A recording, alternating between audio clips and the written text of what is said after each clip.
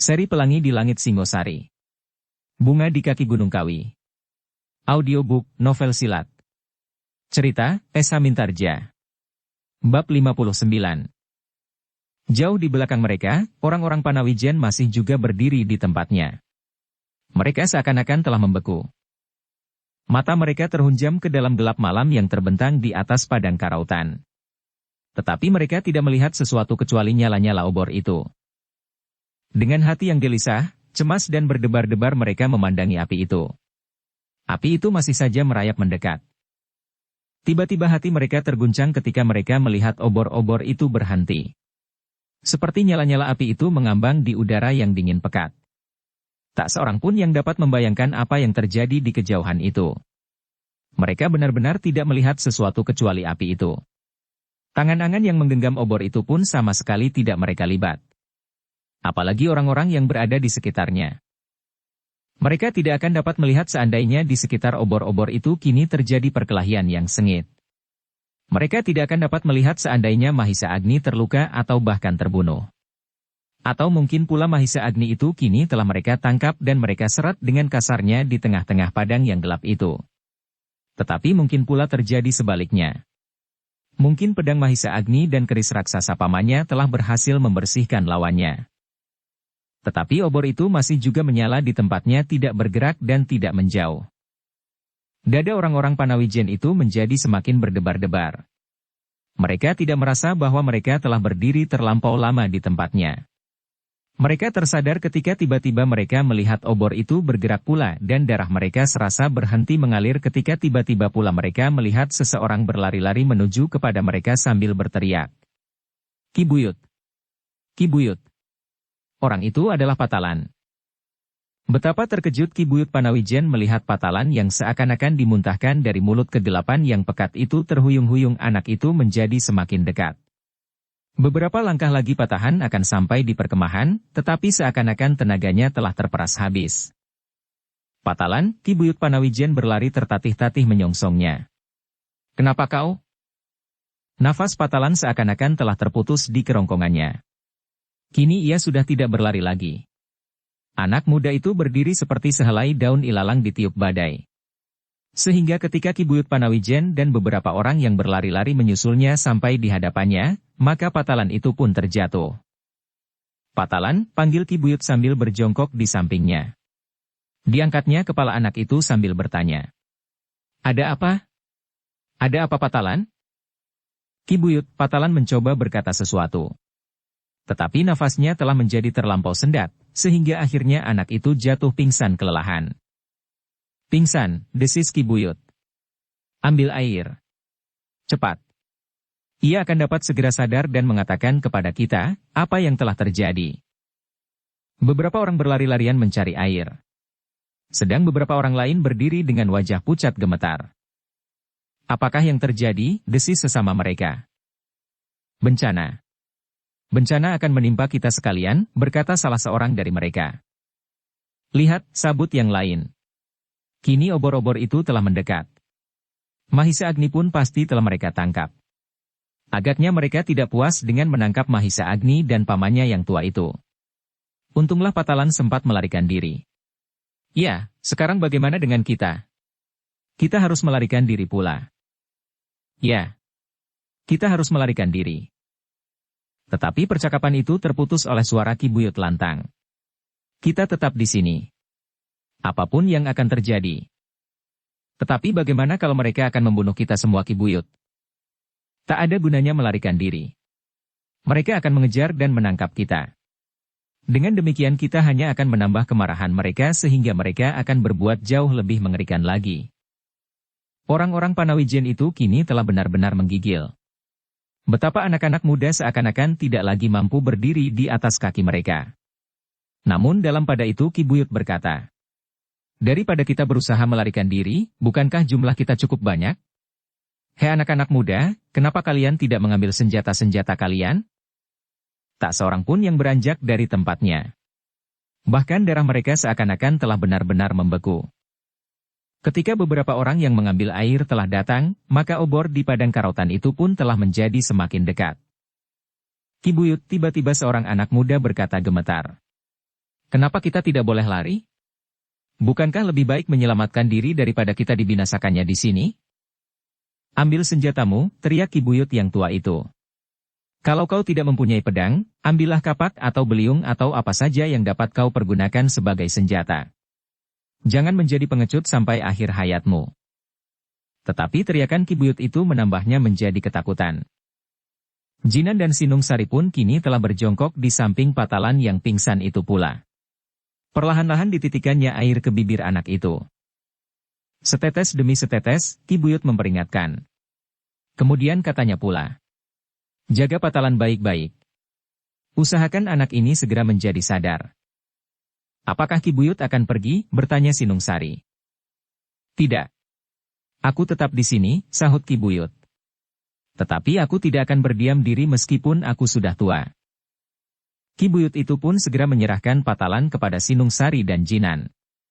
Dengan tergesa-gesa ia berdiri dan melangkah ke gubuknya. Berpasang-pasang mata mengikutinya dengan pertanyaan di dalam setiap hati. Namun segera mereka mengetahui apakah yang telah dikerjakan oleh Ki Buyut itu. Sejenak kemudian Ki Buyut itu pun telah kembali pula di antara orang-orang Panawijen. Tetapi kini ia memegang pedang di tangannya. Tangan yang sudah berkeriput, namun genggaman atas pedangnya masih cukup kuat. Ki Buyut bukanlah seseorang yang sama sekali tidak mampu menggenggam pedang.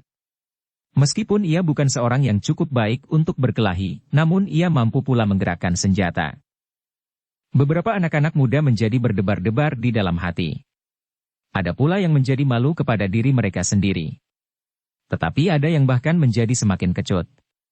Wajah-wajah mereka menjadi seputih kapas, dan nafas mereka satu-satu tersangkut di kerongkongan. Tetapi, Jinan dan Sinungsari tidak lagi dapat berdiam diri, sambil menggigil ketakutan Patalan telah lebih dahulu mengambil pedangnya. Karena itu maka Jinan berkata kepada seseorang yang berjongkok pula di sampingnya. Mari, usahakan Patalan menjadi sadar. Aku pun akan mengambil pedangku. Kini, seseorang yang sudah agak tua memangku kepala Patalan. Setetes-setetes dititikannya air ke mulut anak itu. Ketika kemudian Jinan dan Sinungsari telah berdiri di sampingnya dengan pedang di lambung masing-masing, maka obor-obor itu menjadi sudah sangat dekat. Tiba-tiba mereka melihat Patalan itu bergerak-gerak. Dengan serta-merta beberapa orang segera berjongkok di sampingnya. Dan mereka pun kemudian mendengar Patalan berdesis perlahan-lahan ketika dilihatnya Jinan dan Sinungsari. Hantu karautan yang datang itu adalah hantu karautan. Suara itu menggelegar bagai guntur yang meledak di setiap telinga. Hantu karautan. Segera, ketakutan mencengkam hati orang-orang Panawijen itu. Hantu adalah sebutan yang paling mengerikan bagi mereka. Kalau yang datang itu segerombolan perampok atau kuda sempana, maka mereka masih akan dapat menghindar. Melarikan diri atau menangis minta ampun. Tetapi yang disebut Patalan adalah hantu karautan. Hantu yang bengis dan mengerikan. Tak seorang pun yang masih mampu mengucapkan pertanyaan-pertanyaan. Ki Buyut Panawijen terdiam membeku.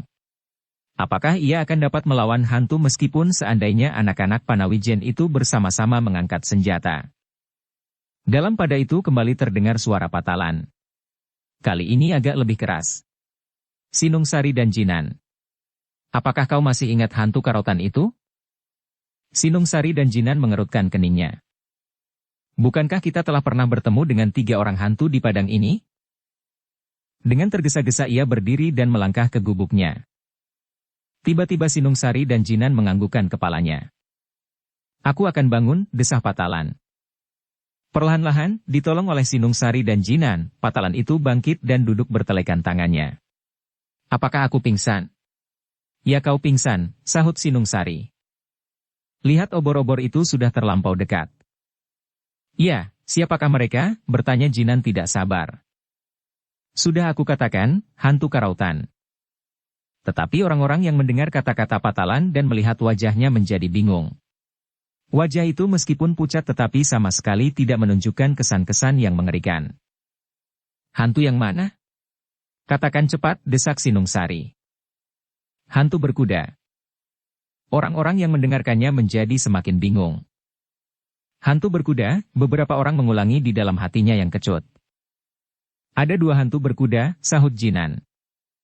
Yang datang adalah hantu yang sebenarnya.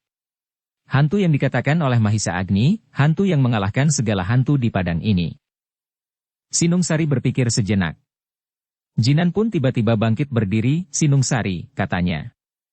Hantu berkuda yang tampan itu. Bukankah begitu maksudmu, Patalan? Ya. Tetapi kenapa kau berlari terbirit-birit ketakutan? Aku disuruh oleh Mahisa Agni untuk mengabarkan bahwa hantu itulah yang datang. Bukan orang lain. Gila, tiba-tiba Sinungsari pun tegak pula. Hampir bersamaan maka Sinungsari dan Jinan berkata, aku akan pergi menyongsong hantu itu. Sinungsari, Jinan, panggil Ki Buyut. Tetapi Sinungsari dan Jinan telah berlari masuk ke dalam gelap malam menyongsong obor-obor yang kini sudah menjadi semakin dekat. Berbagai perasaan berkecamuk di dalam dada orang-orang Panawijen. Kenapa tiba-tiba Sinungsari dan Jinan berlari menyongsong hantu karotan itu? Apakah tiba-tiba saja mereka sadar bahwa mereka harus membela Mahisa Agni dari bencana? Tetapi tak seorang pun yang sempat menemukan jawabnya. Patalan yang lemah itu pun kini telah berdiri pula. Dipandanginya nyala obor-obor itu, dan remang-remang mereka telah melihat serombongan bayangan berjalan perlahan-lahan mendekati perkemahan itu. Patalan, desis Ki Buyut. Kau lihat bayangan-bayangan itu? Ya Ki Buyut. Aku menjadi ngeri. Bagaimanakah bentuk hantu-hantu itu? Patalan tiba-tiba tersenyum, dan Ki Buyut pun menjadi semakin tidak mengerti, apakah sebenarnya yang sedang dihadapi. Ketika sekali lagi ia mengamati bayangan-bayangan itu, dilihatnya bayangan-bayangan yang besar berjalan tersuruk-suruk di antara mereka. Tetapi tiba-tiba telinga Ki Buyut menangkap sesuatu.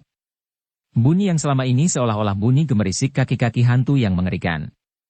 Tetapi ia kenal benar bunyi yang kini dapat didengarkannya dengan lebih seksama. Pedati, desisnya. Bukankah bunyi-bunyi itu berasal dari roda pedati? Iya, sahut Patalan. Apakah hubungan antara hantu dan pedati? Sekali lagi Patalan tersenyum. Lihat Ki Buyut. Yang berkuda di depan itulah hantu karautan. Ki Buyut tidak dapat mengerti. Tetapi obor-obor itu kini sudah menjadi terlampau dekat. Dengan hati yang bimbang dan penuh kecemasan Ki Buyut Panawijen beserta orang-orang Panawijen yang gemetar melihat sebuah iring-iringan yang besar mendekati perkemahan mereka. Bukan saja beberapa orang berkuda tetapi pedati-pedati dan beberapa pasang lembu dan kuda. Dalam kebimbangan dan kebingungan itu terdengar suara Mahisa Agni. Ki Buyut. Ternyata semua dugaan kita keliru. Bukankah Patalan telah mengatakannya? Patalan pingsan, terdengar suara Sinungsari menyahut. Mahisa Agni tertegun. Dipalingkannya wajahnya ke arah Sinungsari dan Jinan yang menjemputnya. Kenapa anak itu pingsan? Patalan mendengar pembicaraan itu. Sambil tertawa kecil ia menyahut. Aku berlari terlampau cepat. Nafasku terputus dan aku pingsan sebelum aku sempat mengatakannya. Oh, Mahisa Agni pun tertawa pula. Kini iring-iringan itu telah berhenti. Mahisa Agni dan pamannya bersama Sinungsari dan Jinan berjalan mendahului menemui Ki Buyut Panawijen yang berdiri seperti sebatang tonggak. Dengan wajah yang tidak menentu orang tua itu memandangi Mahisa Agni dan iring-iringan itu berganti-ganti. Perkemahan itu kini ditelan oleh suasana yang aneh. Ki Buyut Panawijen, anak-anak muda dan orang-orang Panawijen yang melihat iring-iringan itu serasa berada di dalam mimpi. Pedati-pedati dan berpasang-pasang, lembu, kerbau dan kuda. Apakah artinya ini Agni? Bertanya Ki Buyut dengan nada yang datar. Ki Buyut, berkata Mahisa Agni. Bukankah aku pernah mengatakan bahwa aku di Tumapel pernah menjanjikan bantuan kepada kita? Pedati dan alat-alat lain. Bahkan lembu, kerbau dan kuda. Ki Buyut Panawijen yang tua itu menarik nafas dalam-dalam sambil mengusap dadanya. Seakan-akan baru saja ia terlempar ke dalam sebuah mimpi yang dahsyat. Sekali ia mengamati iring-iringan itu di bawah cahaya obor yang tidak begitu terang. Lamat-lamat dilihatnya pedati yang ditarik oleh kerbau dan lembu berberat-berat, dan beberapa puluh orang prajurit. Benar-benar seperti cerita tentang barang-barang tiban dari langit, gumamnya. Inilah orangnya yang mendapat tugas untuk membawa semuanya itu kemari Ki Buyut. Namanya Ken Arok. Seorang pelayan dalam istana Tumapel. Ken Arok mengenal padang karautan ini seperti kita mengenal segenap sudut pedukuhan Panawijen.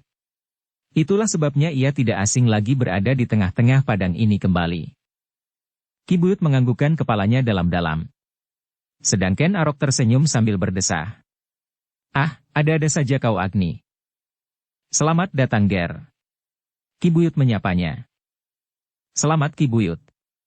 Kami barangkali telah mengejutkan Ki Buyut dan orang-orang Panawijen yang sedang beristirahat. Sebenarnya kami ingin berhenti dan meneruskan perjalanan besok siang supaya tidak menimbulkan kecemasan. Tetapi kami ingin segera sampai. Karena itu, kami telah menyalakan obor-obor supaya tidak mencurigakan. Tetapi agaknya obor-obor kamilah yang malahan menimbulkan kekhawatiran kalian. Ki Buyut mengangguk-anggukkan kepalanya. Banyak kejadian yang telah membuat kami terlampau berkecil hati. Ya, kami telah mendengarnya sebagian. Mungkin kuda sempana dan gurunya. Mungkin pula hantu karautan. Itulah. Dan Patalan yang disuruh Mahisa Agni memberitahukan bahwa yang datang adalah anak mas, ternyata mengganggu kami pula, meskipun ia baru saja sadar dari pingsannya. Apakah yang dikatakan? Bertanya Mahisa Agni. Katanya yang datang itu adalah hantu karautan. Mahisa Agni tersenyum. Ken Arok pun tersenyum pula, katanya. Ternyata yang datang adalah aku sebagai utusan Aku Tumapel. Itulah. Ingin aku mencabut beberapa helai rambut Patalan karena kenakalannya. Hampir-hampir kami semua di sini mati ketakutan. Kini Ken Arok tertawa. Dan yang menyahut adalah Mahisa Agni. Patalan berkata sebenarnya Ki Buyut. Wajah Ki Buyut menjadi berkerut-kerut, sedang Ken Arok sekali lagi berdesah. Ah, kau ini Agni. Aku menjadi bingung, gumam Ki Buyut. Salah Mahisa Agni, Ki Buyut, sahut Ken Arok. Mungkin ia ingin orang lain menjadi ketakutan seperti dirinya sendiri. Mahisa Agni tertawa, dan Ki Buyut pun tertawa pula. Kepada Empu Gandring Ki Buyut kemudian bertanya. Bagaimana Empu? Anak-anak muda sering mengganggu yang tua-tua.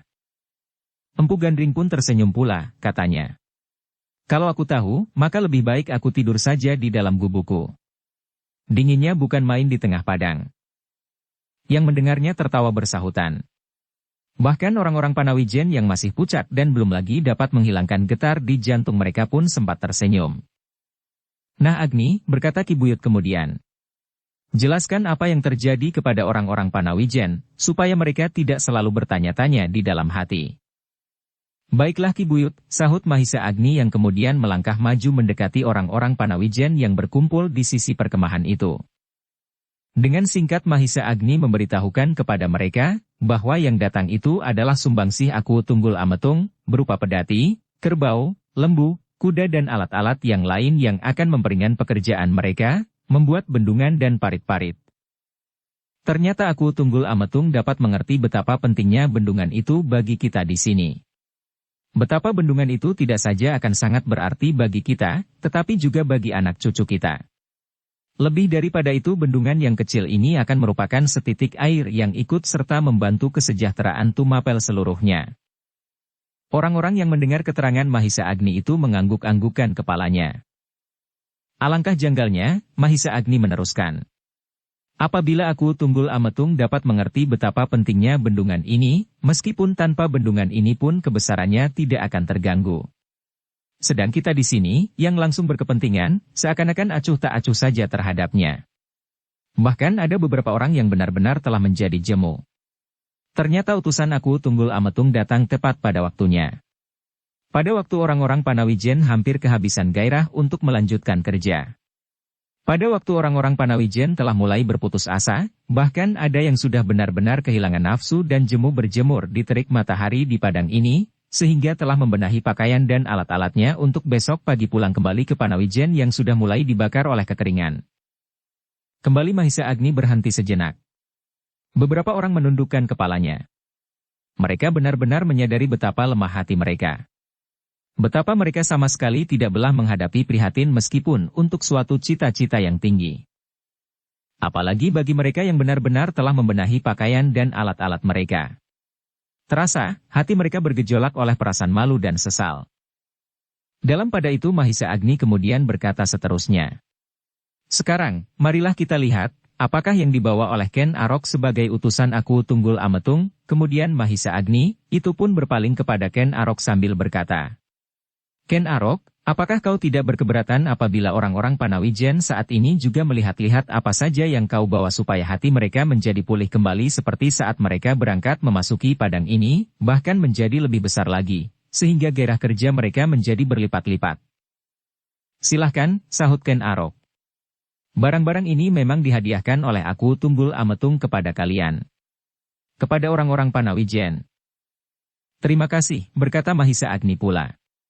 Kepada orang-orang Panawijen ia berkata, "Nah, sekarang kalian mendapat kesempatan melihat apa saja yang berada dalam iring-iringan itu, supaya kalian menjadi mantap. Menurut Ken Arok, utusan Aku Tunggul Ametung, semua itu akan dihadiahkan kepadamu sekalian. Bukankah begitu Ken Arok?" "Ya," Ken Arok menganggukkan kepalanya. Termasuk para prajurit, menyela Empu Gandring sambil tersenyum. Ken Arok pun tersenyum pula, jawabnya. "Termasuk para prajurit. Tetapi mereka hanya sekedar dipinjamkan." Ki Buyut Panawijen pun tersenyum pula. Ketika Mahisa Agni kemudian memberi kesempatan kepada orang-orang Panawijen untuk melihat-lihat pedati-pedati itu, maka Ki Buyutlah yang pertama-tama maju mendekat. "Ah, apa sajakah kiranya isi iring-iringan itu?" gumamnya. "Silahkan. Silahkanlah menyaksikan," jawab Arok. Di belakang Ki Buyut, kemudian seakan-akan berebutan, orang Panawijen berjajar-jajar bahkan berdesak-desakan melihat-lihat isi pedati yang dibawa oleh Ken Arok.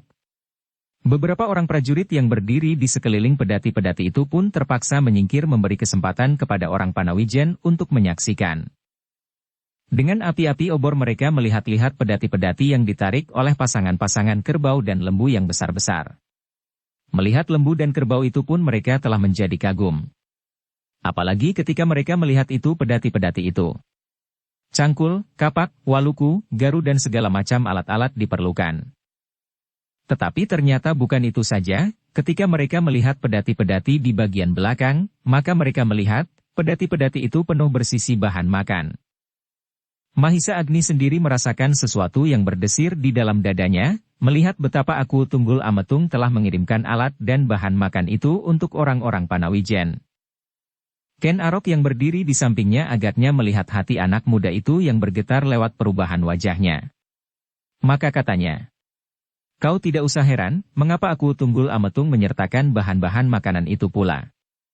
Aku Tunggul Ametung memerintahkan agar para prajurit membantu menyelesaikan bendunganmu.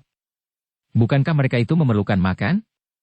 Nah, aku tidak ingin mengurangi persediaan makan orang-orang Panawijen yang sudah pasti terlampau tipis.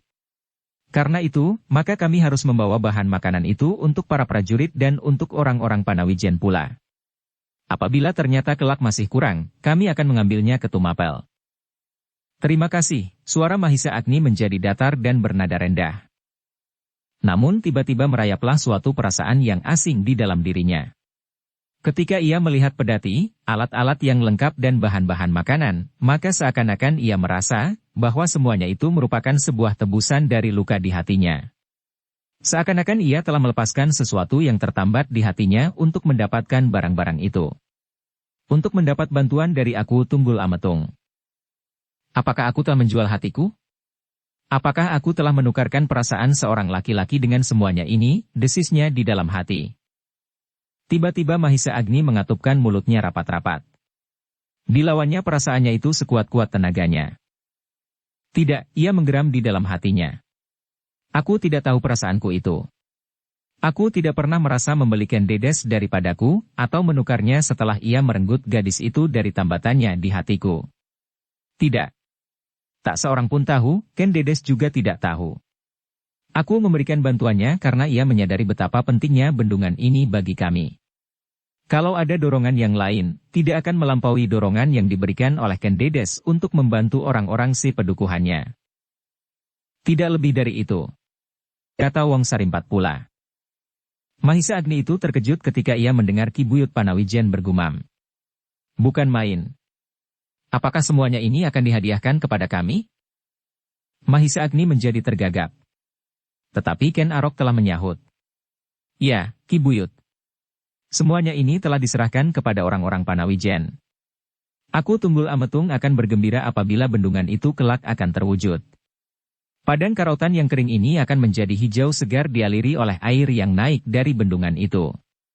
Bahkan aku telah memerintahkan kepada kami, apabila pekerjaan ini kelak selesai, maka kami masih mendapat tugas lain. Apa? Bertanya Mahisa Agni dengan serta-merta. Kami harus membangun taman yang seindah-indahnya di sekitar pedukuhan yang baru nanti. Taman yang akan dihadiahkan oleh aku Tunggul Ametung kepada permaisurinya yang cantik seperti Rati, Ken Dedes.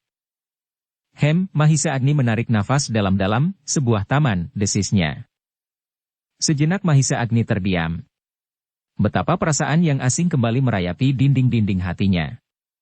Sukarlah bagi Mahisa Agni untuk menyebut, perasaan apa yang sebenarnya kini tersimpan di dadanya itu. Namun anak muda itu bergumam di dalam hatinya. Mudah-mudahan Ken Dedes menemukan kebahagiaan. Agaknya aku Tunggul Ametung benar-benar mencintainya. Gadis itu tak akan dapat menikmati kesegaran hidup seperti kini apabila ia tidak menjadi seorang permaisuri. Hanya seorang aku dan seorang rajalah yang mampu menghadiahkan sebuah taman kepada istrinya. Taman yang dibangun oleh para prajurit. Dalam pada itu orang-orang Panawijen tak habis-habisnya mengagumi iring-iringan yang datang membawa perlengkapan, peralatan dan makan bagi mereka. Salah seorang bergumam. Alangkah murah hati aku Tunggul Ametung. Seorang tua yang lain menyahut. Hanya seorang yang berhati emaslah yang dapat berbuat seperti itu. Jarak Panawijen Tumapel adalah jarak yang cukup jauh. Jarang sekali aku Tunggul Ametung atau aku. Aku sebelumnya datang ke pedukuhan kami. Tetapi aku Tunggul Ametung dapat merasakan kesulitan kami, sehingga aku itu pun telah mengirimkan berbagai macam barang dan makanan kepada kami. Belum lama aku datang ke Panawijen, sahut yang lain. Ya, belum lama, sela yang lain lagi. Ya, ketika aku datang bersama kuda sempana. Orang-orang yang mendengar kata-kata itu sejenak saling berpandangan. Namun tak seorang pun yang berani menyahut dan meneruskannya. Tak seorang pun yang kemudian berkata bahwa aku itu datang ke Panawijen bersama kuda sempana untuk mengambil Ken Dedes. Untuk merampas gadis itu dan melarikannya. Tetapi bagaimanapun juga terselip pertanyaan di dalam hati orang-orang Panawijen itu. Alangkah jauh bedanya. Kedatangan aku yang pertama ke Panawijen bersama para prajurit justru telah melukai hati orang-orang Panawijen. Tetapi kini aku telah mengirimkan bantuan yang tiada taranya bagi orang-orang Panawijen.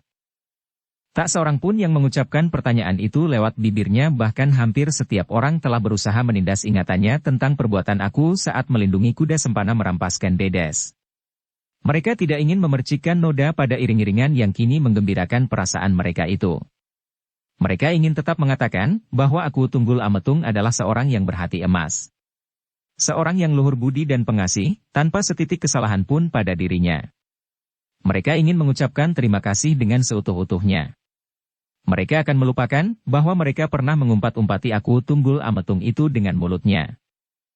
Mahisa Agni sendiri pun menerimanya dengan senang hati. Mahisa Agni yang kehilangan adiknya itu pun telah melupakan segala-galanya. Apalagi kami, desis mereka di dalam hati. Tetapi mereka tidak melihat hati Mahisa Agni. Hati yang bergejolak dengan dahsyatnya. Namun Mahisa Agni mampu mempergunakan akalnya untuk menindas perasaannya. Aku tidak boleh melihat persoalan ini berdasarkan kepentingan diri sendiri, berkata Mahisa Agni itu di dalam hatinya. Aku harus melihat kepentingan yang jauh lebih besar. Bendungan yang akan memberi kesejahteraan bagi seluruh rakyat Panawijen. Bukan sekedar memuaskan hati dan perasaanku saja. Dengan demikian, maka Mahisa Agni pun kemudian dapat menerima keadaan itu dengan hati yang lapang. Bahkan kemudian anak muda itu pun menjadi gembira. Kini harapannya yang hampir-hampir lenyap bersama kejemuan yang melanda perkemahannya, akan dapat disegarkannya kembali. Ternyata, harapan Mahisa Agni itu pun terjadi. Ketika matahari di pagi yang cerah memancar di atas punggung bukit, tampaklah betapa segarnya wajah perkemahan orang-orang Panawijen itu.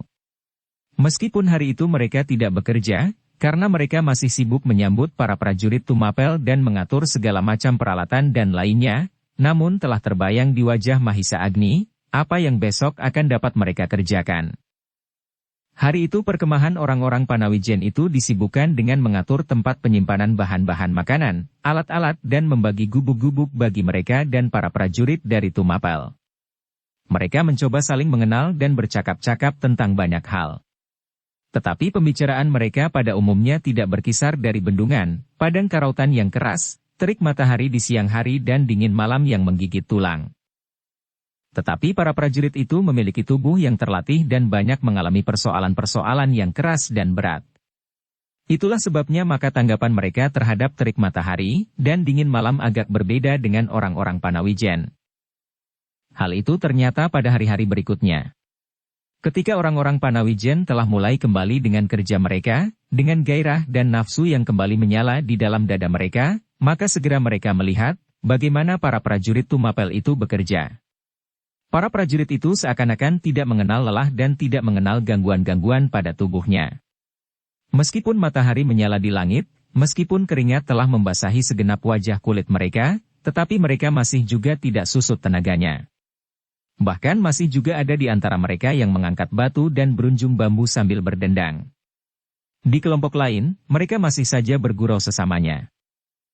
Mereka baru sehari bekerja, gumam salah seorang dari orang-orang Panawijen.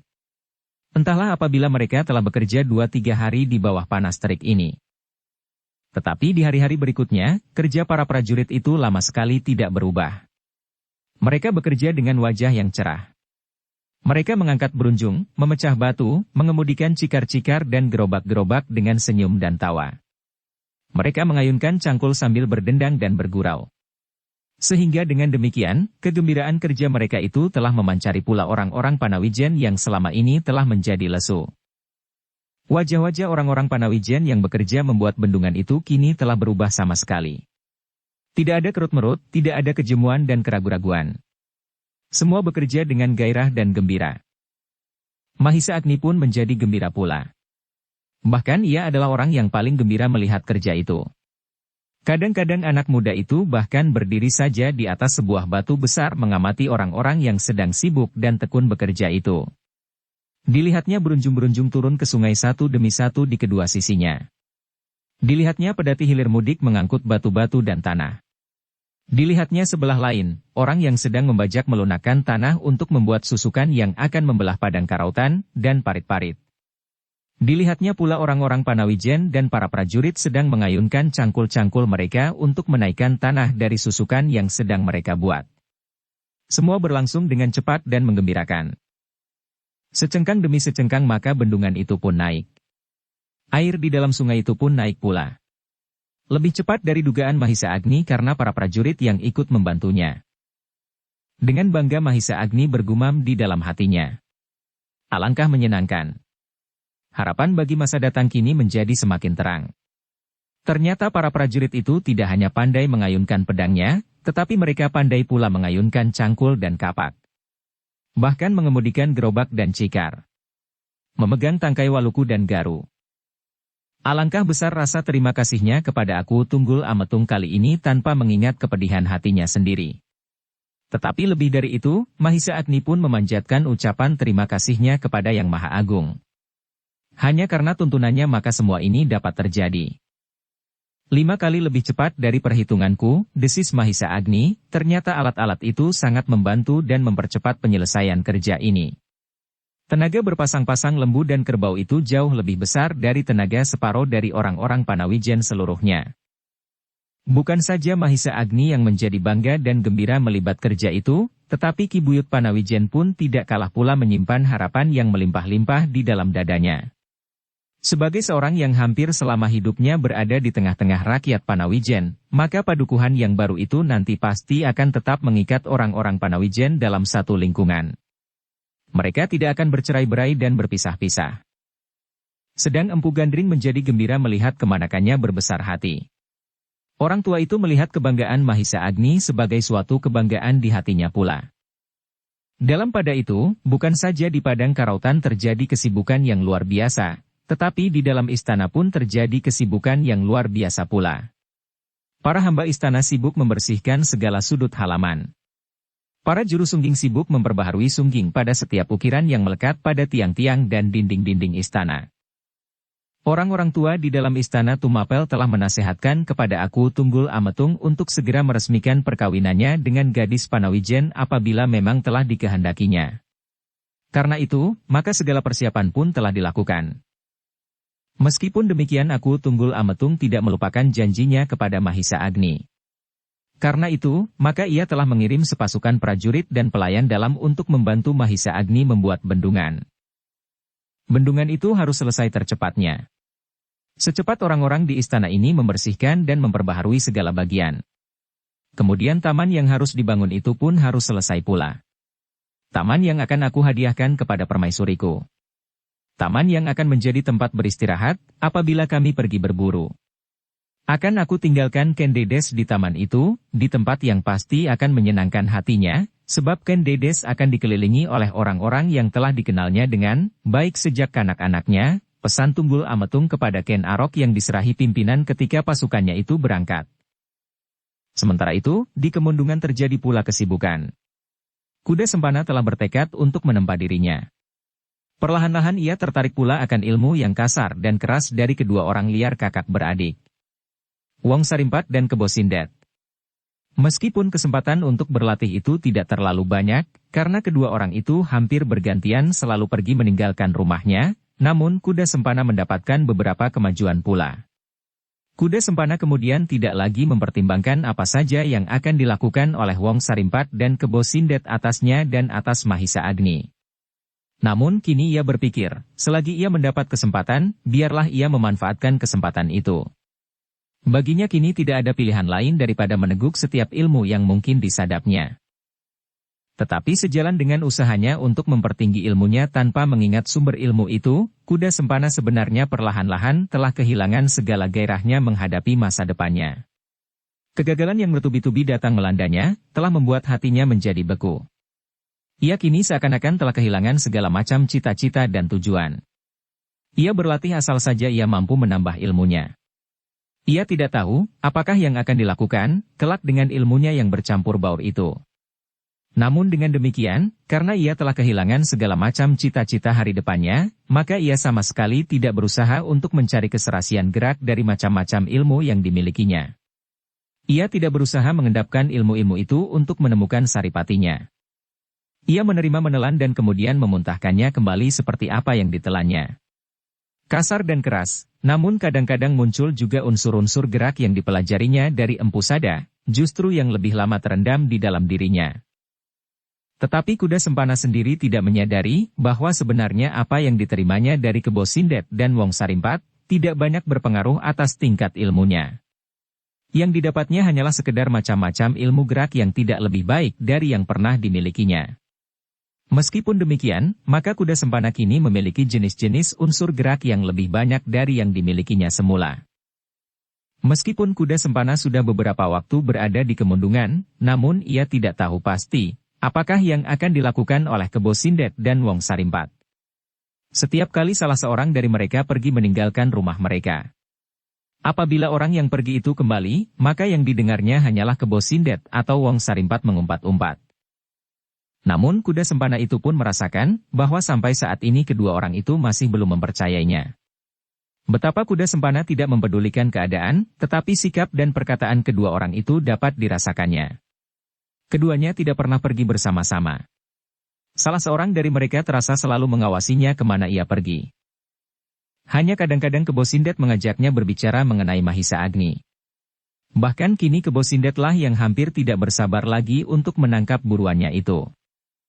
Kadang-kadang Kuda Sempana pun menjadi heran, apabila Kebo Sindet dan Wong Sarimpat itu hanya mengharap beberapa keping emas saja daripadanya, bahkan dengan segala miliknya, pendok emas, timang emas tretes berlian, maka apakah yang dilakukan oleh kedua orang itu cukup memadai? Bahkan Kuda Sempana sendiri kini menjadi cemas, apakah barang-barang miliknya yang dititipkannya pada gurunya itu masih juga utuh dapat diambilnya kelak? Apabila terlalu lama ia tidak kembali sedang gurunya telah tidak ada lagi, maka barang-barang itu pun pasti akan jatuh ke tangan orang-orang lain yang berada di padepokan gurunya.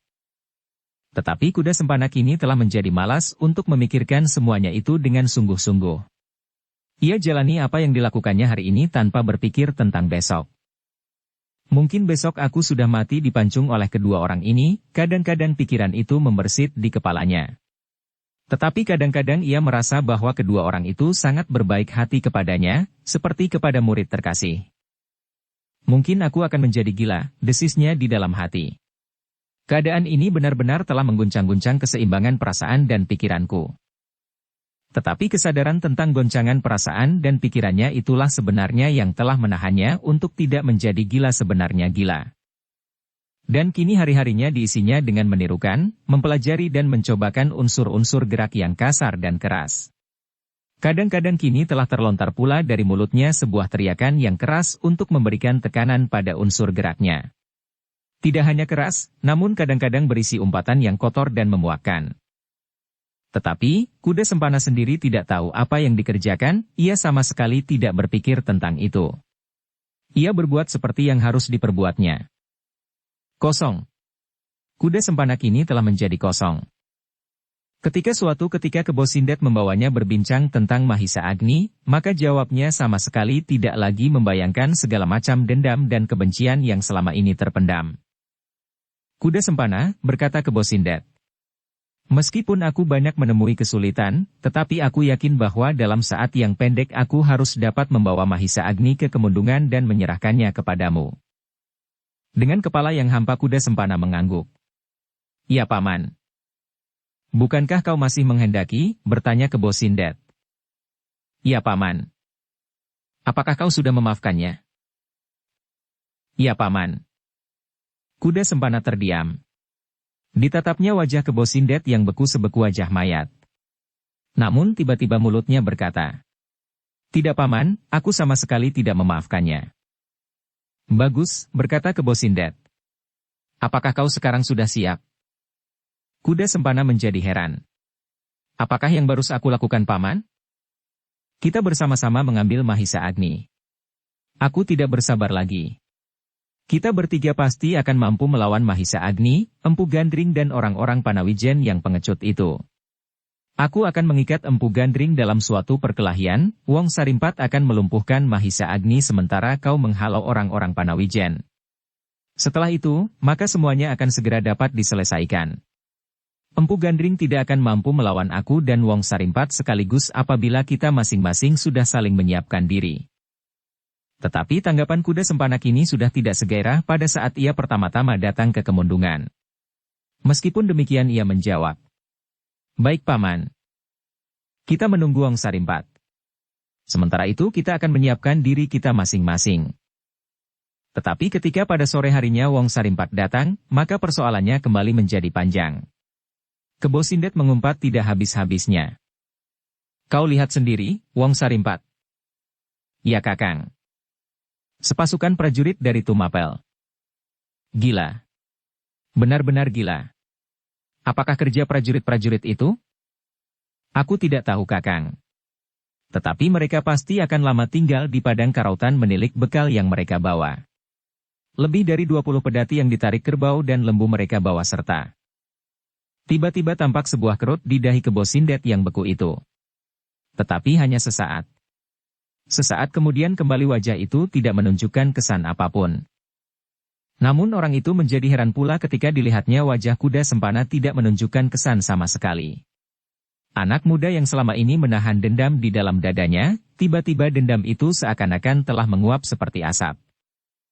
Tetapi Kebo Sindet dan Wong Sarimpat tidak bertanya apapun kepadanya, bahkan mereka seakan-akan tidak melihat perubahan itu. Namun Wong Sarimpat yang hampir setiap hari melihat kebekuan wajah kakaknya berkata di dalam hatinya. Apakah kuda sempana itu kini telah kejangkitan sikap seperti kakang Kebo Sindet? Ataukah anak muda itu memang berusaha untuk berlaku demikian karena ia merasa menjadi murid kakang Kebo Sindet? Alangkah bodohnya. Umurnya tidak akan lagi lebih panjang dari umur jagung. Begitu Mahisa Agni tertangkap, maka ia pun akan menjadi orang tangkapan. Mungkin ia akan digantung di alun-alun Tumapel setinggi pohon beringin. Dalam pada itu terdengar Kebo Sindet bertanya. Apakah kau sangka bahwa sepasukan prajurit itu hanya sekedar lewat di padang karautan atau mereka datang ke perkemahan orang-orang Panawijen itu? Wong Sarimpat mengerutkan keningnya.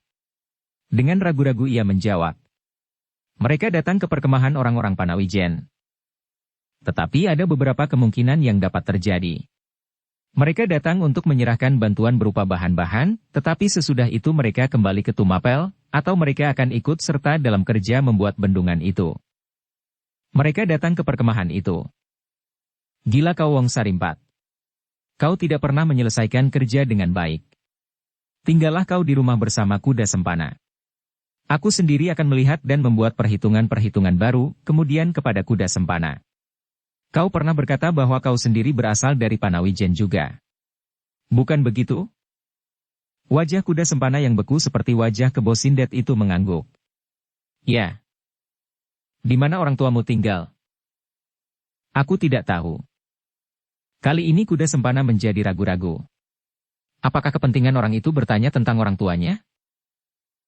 Bagaimana? Buyut dengan nada yang datar. Kuda sempana tidak segera menjawab. Kau agaknya menjadi ragu-ragu. Aku berbuat semata-mata untuk kepentinganmu. Meskipun dada anak muda itu diamuk oleh kebimbangan, namun ia menjawab juga. Ya. Orang tuaku tinggal di Panawijen. Tetapi mereka sudah tua. Itu tidak penting. Mungkin mereka akan berguna bagimu dan dapat membantu anaknya melepaskan sakit hatinya. Apa yang dapat mereka lakukan? Serahkan kepadaku. Paman, berkata kuda sempana dengan nada yang rendah. Jangan paman menyeretnya ke dalam kesulitan. Biarlah aku sendiri yang bertanggung jawab atas segala macam persoalan. Sebaiknya paman melepaskannya dan membiarkannya menghabiskan sisa-sisa hidupnya dengan tenteram. Jangan bodoh dan jangan menjadi cengeng. Aku tidak akan berbuat segila yang kau sangka. Aku hanya akan berbuat untuk kepentinganmu. Kuda sempana tidak menjawab. Tetapi kini ia bukan saja menjadi ragu-ragu. Kecemasan yang dalam telah menggores dinding jantungnya. Namun ia tidak mengucapkannya. Malam itu juga Kebo Sindet pergi meninggalkan kemundungan. Dengan berbagai macam persoalan di dalam dadanya, ia ingin menyaksikan sendiri, apakah benar para prajurit Tumapel itu untuk sementara menetap di Padang Karautan? Sementara itu Wong Sarimpat tinggal di rumah bersama kuda sempana yang diamuk oleh berbagai perasaan. Ia kini justru berpikir tentang orang tuanya. Apakah kira-kira yang akan dilakukan oleh Kebo Sindet dengan kedua orang tuanya itu? Tetapi, ketika hatinya menjadi semakin pepat, kuda sempana itu berdesah. Persetan. Aku tidak peduli apa yang akan terjadi dengan siapapun juga. Bahkan apa yang akan terjadi dengan diriku sendiri. Dan kembali anak muda itu berusaha melupakan segala-galanya. Ia mencoba untuk tidak berpikir dan merasakan sesuatu. Ia tinggal menjalani apa yang terjadi hari ini. Besok biarlah dipikirkannya besok.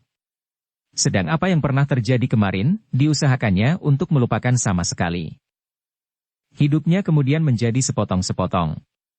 Seolah-olah tak ada hubungan lagi antara apa yang pernah terjadi, apa yang sedang berlaku dan apa yang akan datang kemudian. Ketika malam menjadi gelap, maka Kebo Sindet berpacu dengan kudanya mendaki tebing Bukit Gundul. Suara berderak memecah seti malam menyelusur dan memantul kembali meneriakan gema yang melingkar-lingkar karena dinding-dinding batu pegunungan Gundul itu. Dengan gigi yang terkatup rapat orang itu menggenggam kendali kudanya. Di kepalanya bergelut berbagai macam persoalan. Sehingga tanpa sesadarnya ia berdesis. Gila orang-orang Tumapel itu. Kalau benar mereka berada di perkemahan, maka aku pasti akan menemui kesulitan. Aku harus segera dapat mengambil Mahisa Agni sebelum adiknya tenggelam dalam kehidupan yang bahagia di dalam istana. Dengan demikian, maka adalah suatu kemungkinan bahwa Kendedes itu akan melupakan kakaknya dan tidak lagi mempedulikannya. Tetapi kini, hubungan mereka masih terlampau erat. Menurut cerita kuda sempana, maka Kendedes sangat mencintai kakaknya sehingga apapun telah dilakukannya untuk menjemput Mahisa Agni menghadap aku Tunggul Ametung.